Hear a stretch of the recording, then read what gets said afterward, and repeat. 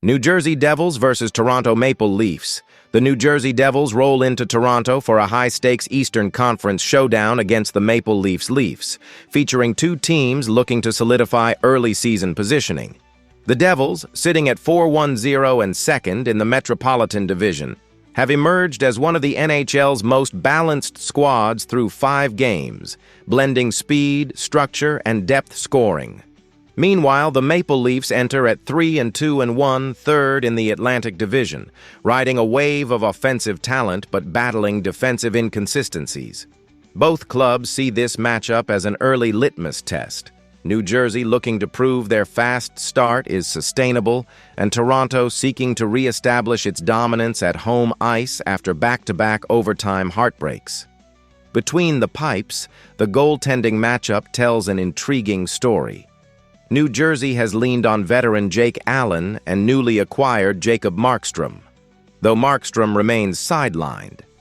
Allen has been stellar with a 1.88 goals against average and a .934 save percentage, providing stability for the Devils' structured defensive approach. Toronto counters with Anthony Stolarz, who's 2-2-1 with a 2.79 goals against average and .897 save percentage, giving solid but unspectacular results. Backup Caden Primo has seen limited action, posting a .867 SV percent. The crease battle could decide the game. If Allen stays hot, New Jersey's disciplined system could frustrate Toronto's high-powered offense, led by Austin Matthews and William Nylander. Conversely, if the Leafs' top 6 break through early, it might force the Devils out of their comfort zone and into a track meet, something Toronto thrives on. Offensively, both teams boast elite firepower. Jesper Bratt has been the heartbeat of the Devils' attack, posting 7 points, 3 goals, 4 assists, through 5 games while leading all forwards in power play production. His chemistry with Nico Hischier has ignited a Devils offense averaging 3.80 goals per game, 4th best in the league. Nylander leads Toronto's attack with 11 points, while Matthews' 4 goals and 26 shots highlight his elite scoring form. The Leafs average 3.67 goals per game, but struggle on the power play, 14.3%, compared to New Jersey's 25%, a gap that could decide a tight contest. New Jersey enters on a 3-game win streak, beating Edmonton, Florida, and Columbus with disciplined defense and clutch finishing. Toronto has been uneven at 2-2-1, struggling with an 82.4% penalty kill, despite a solid 3-1-1 home mark. The Devils miss Markstrom, Noesen, and McEwen, while Toronto is without Woll, Refi, and Lawton, injuries that could expose both teams' depth, especially in transition and special teams play. In the standings, this game carries early divisional implications. New Jersey trails only the undefeated Carolina Hurricanes in the Metropolitan Division, sitting 2 points back with a game in hand. A win would keep them neck and neck for the top spot.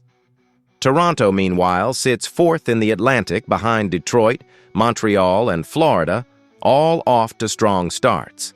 With the division shaping up as one of the league's toughest, every point matters for postseason positioning. The X factors are clear.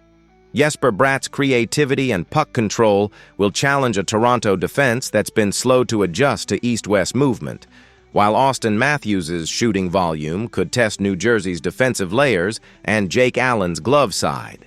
Special teams could decide the game. New Jersey's 25% power play and 95% penalty kill give them an edge, but Toronto's stars could shift momentum if they generate traffic in front of Allen early. Recent form slightly favors Montreal, 3-2, with quality wins over Chicago, Seattle, and Detroit. Buffalo is also 3-2 but inconsistent, with defensive lapses reflected in a 2.80 GAA and 27.8% PK. Montreal's 3.00 GAA and 72.2% PK keep games close, while Buffalo's 27.8% power play, led by Benson and Zucker, could tip the balance. After analyzing both teams, my pick for this match is New Jersey Devils winner. Drop your thoughts and predictions in the comments box. San Jose Sharks versus New York Islanders. The San Jose Sharks travel east, still searching for their first win of the young NHL season as they take on the New York Islanders at UBS Arena on October 21st. San Jose enters the matchup at 0-3-2, buried at the bottom of the Pacific Division and struggling to find traction offensively or defensively. Meanwhile, the Islanders, 2-3-0, are looking to climb out of the Metropolitan Division cellar after an inconsistent start, though their recent 5-4 win over Ottawa suggests they may be turning a corner. It's a battle of two teams desperate for momentum, San Jose trying to stop the bleeding and New York trying to build on a spark. Goaltending could be the defining storyline in this East Coast tilt.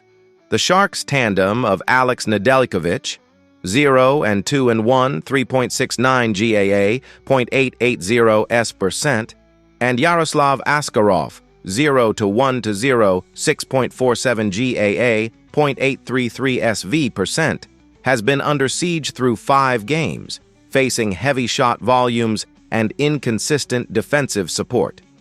Nedeljkovic is expected to start, tasked with steadying a San Jose defense allowing 35.8 shots per game.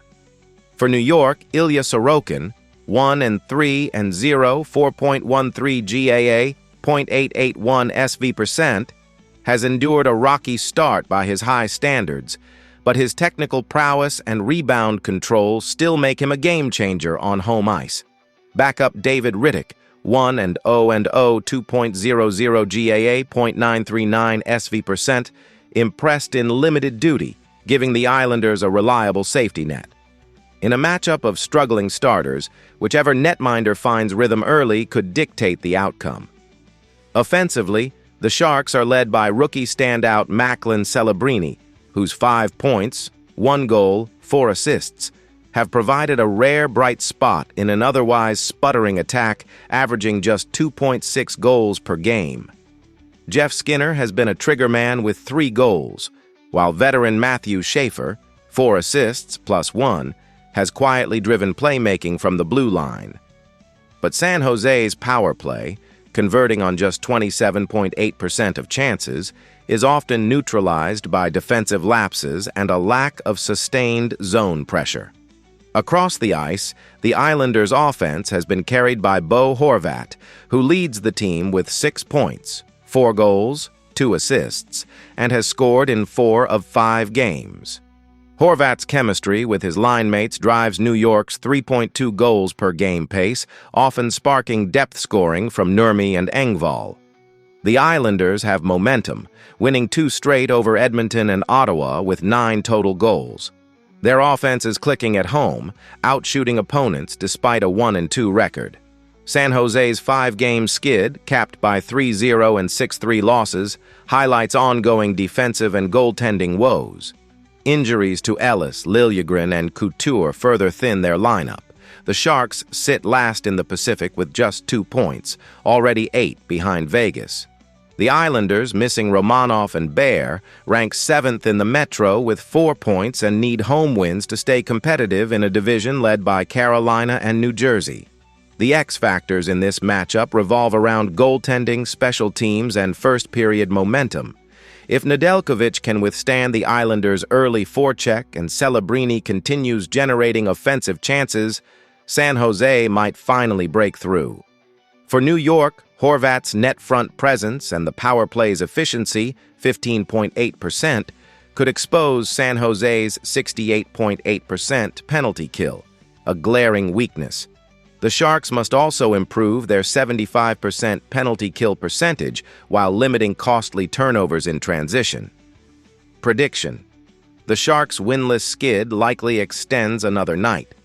The Islanders' offensive rhythm and home ice advantage, coupled with Horvat's hot hand, make them favorites to control puck possession and capitalize on San Jose's defensive lapses.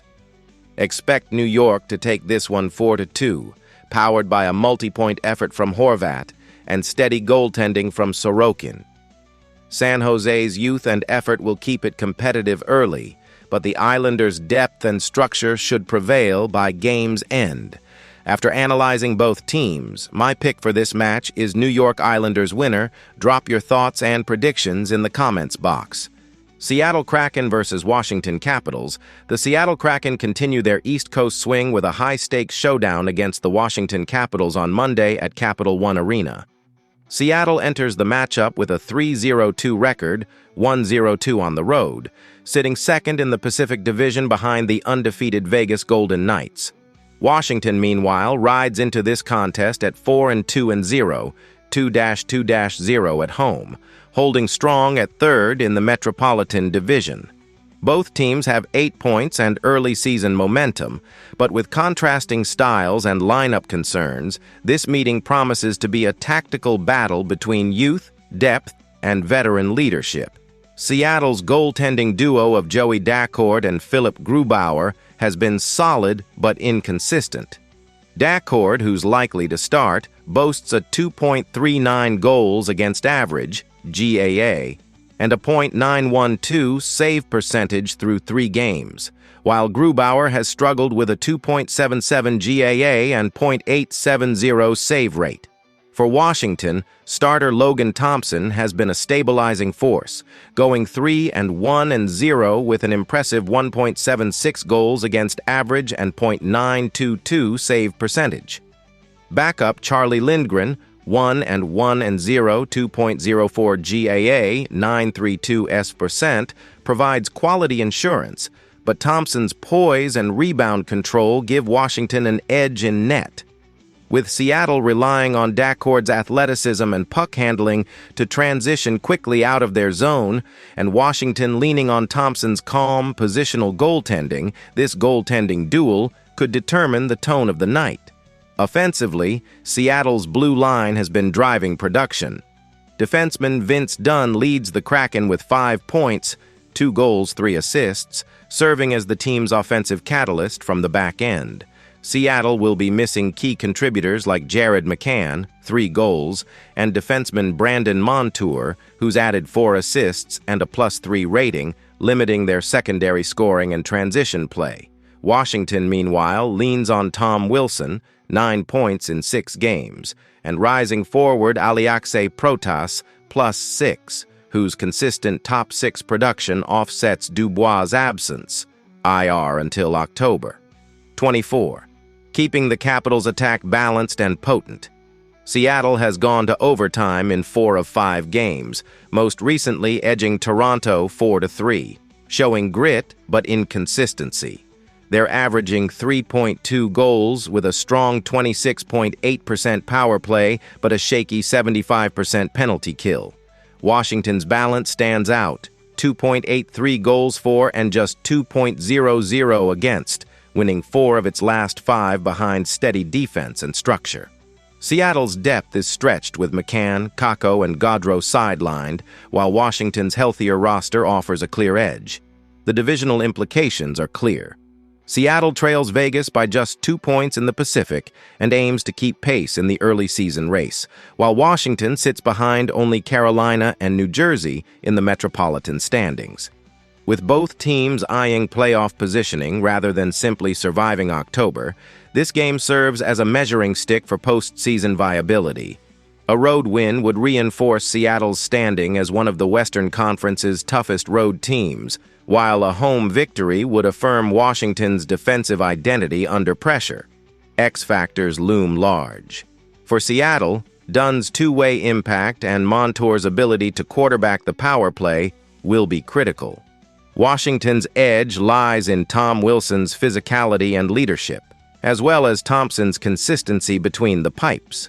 Special teams could tilt the balance. The Capitals' power play efficiency and penalty discipline have been better structured than Seattle's in recent games, giving them a slight but meaningful advantage when momentum swings late.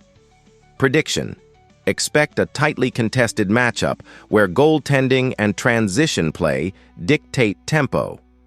Washington's stronger defensive depth and home ice edge should prevail against a banged-up Kraken squad that struggled to close out games in regulation.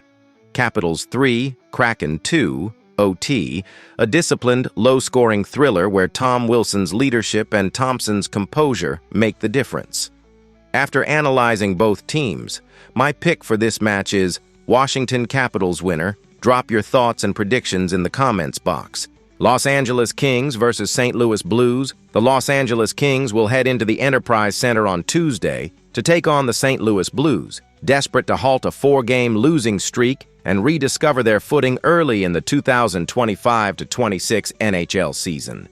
The Kings sit near the bottom of the Pacific Division at 1-3-2, while the Blues have quietly put together a solid start at 3-2-0, placing themselves in the mix of the competitive Central Division. This interconference clash features a team trying to shake off a frustrating stretch against one that's finding rhythm and confidence, particularly on home ice. In net, goaltending could define the night. For Los Angeles, Alexander Forsberg has struggled to find consistency, posting a 3.89 goals against average and .880 save percentage in limited action, while veteran Darcy Kuemper, 3.35 goals against average, .868 save percentage, remains day-to-day but could return as soon as this contest. St. Louis leans on Jordan Binnington, who's off to a 2-1-0 start with a 2.81 GAA and .882 save percentage, providing steady net minding. Backup. Joel Hofer has struggled, 5.01 GAA, .824 SV%, making Binnington the likely choice. If Cam Kuemper remains out, the Kings' goaltending depth will be tested.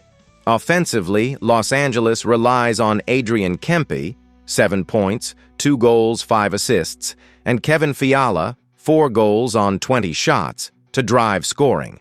But support beyond them has been inconsistent. St. Louis gets a boost from Jake Neighbors, an early season catalyst with 5 points and 4 goals, including a power play score. Pavel Buchnevich adds 4 assists, driving top-line chemistry and puck movement. While the Kings rely on top-end talent, the Blues' balanced, system-driven offense is producing results. Los Angeles has lost 4 straight, 3 by a single goal, including overtime and shootout defeats to Carolina and Minnesota. Late-game defensive lapses and inconsistent special teams have hurt them. Despite a 25% power play rate, opponents score on 30% of their chances. The Blues have won 3 of their last 4, including big wins over Chicago, 8-3, and Vancouver, 5-2. Their power play struggles at 15.4%, but the penalty kill is solid at 80%, and their defense has improved since an early loss to Minnesota. Injuries continue to affect both teams. The Kings are missing Captain Anze Kopitar, out until October 25th, Kyle Burrows, and Corey Perry. The Blues are without Oskar Sundqvist, IR, and Milan Lucic, out until November, but compensate with depth scoring and strong play from Buchnevich and Colton Parayko. The Kings' shallow lineup beyond their top 6 could be a liability late in games. The standings context adds urgency. Los Angeles, with just 4 points through 6 games, trails Pacific leaders Vegas by 6 and risks falling deeper if their defensive issues persist. St. Louis, tied with Chicago at 6 points in the Central, can climb into the top 3 with a win and stay within striking distance of Colorado and Winnipeg, both off to hot starts. For the Kings, this matchup could mark a momentum reset. For the Blues, it's an opportunity to consolidate early season progress and continue building confidence at home. X factors abound in this one. For the Kings, the play of Kempe and Fiala will determine whether they can outpace St. Louis's structured defense. Secondary scorers like Quinton Byfield must contribute if Los Angeles hopes to break through Binnington. For the Blues, puck management and discipline, especially against a dangerous Kings power play, will be key. The return of players like Toropchenko, day-to-day, could add energy to their forecheck and defensive coverage. Prediction: St. Louis's depth, home ice edge, and steadier goaltending give them the upper hand. Expect the Blues to dictate pace and exploit LA's defensive lapses. Final: Blues 4, Kings 2. Binnington earns his 3rd win as LA's skid hits 5. After analyzing both teams, My pick for this match is St. Louis Blues winner. Drop your thoughts and predictions in the comments box. Columbus Blue Jackets versus Dallas Stars. The Columbus Blue Jackets and Dallas Stars square off in a non-conference matchup that pits a rebuilding Eastern Conference squad against a proven Western contender. Columbus enters at 2-3-0, 1-1-0 on the road, 6th in the Metropolitan Division, still seeking consistency in their young season. Dallas, sitting 3-2-0 and 4th in the Central Division, aims to build momentum behind their offensive depth and home ice confidence at the American Airlines Center. For Columbus, this game is an early season barometer, a chance to test their evolving roster against a veteran team accustomed to playoff contention. For Dallas, it's an opportunity to stay within striking distance of Central Division leader Colorado. Goaltending will play a crucial role in this matchup. The Blue Jackets are expected to start Jet Greaves, 1-2-0, 2.04 GAA, 928 SV%, who has been sharp in limited action and gives Columbus a chance every night with his poise and rebound control. Elvis Mertzlikens, 1-1-0, 3.54 GAA, 920 SV%, provides experience off the bench, but Greaves' form makes him the likely starter.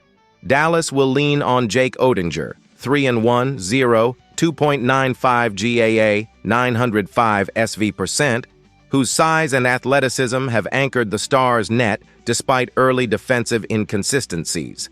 Backup Casey DeSmith, 0-1-0, 5.15 GAA, 0.808 SV%, has struggled, so Dallas will rely heavily on their starter.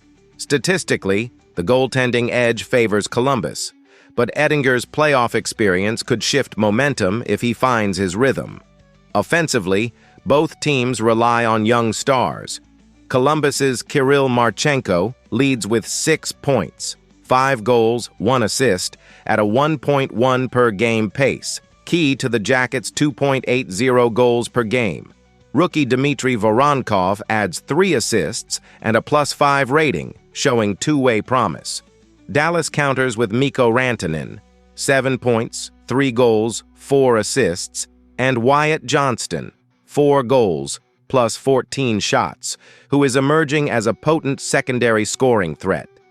Roope Hintz has been a balanced playmaker for Dallas, with 5 assists and a +2 rating. The Stars' 3.60 goals per game reflect a deep attack, especially at home, averaging over 30 shots per game. Columbus is 2-3 in their last 5, with a 3-2 win over Tampa Bay but losses to Colorado and New Jersey. Their 7.7% power play conversion lags, though the penalty kill, 55.6%, shows resilience.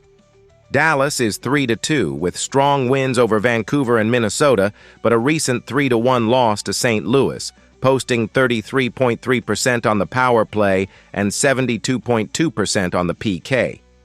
Dallas sits mid-pack in the Central, 6 points, while Columbus, 4 points, must win to climb in the Metro. Injuries could subtly shape the game.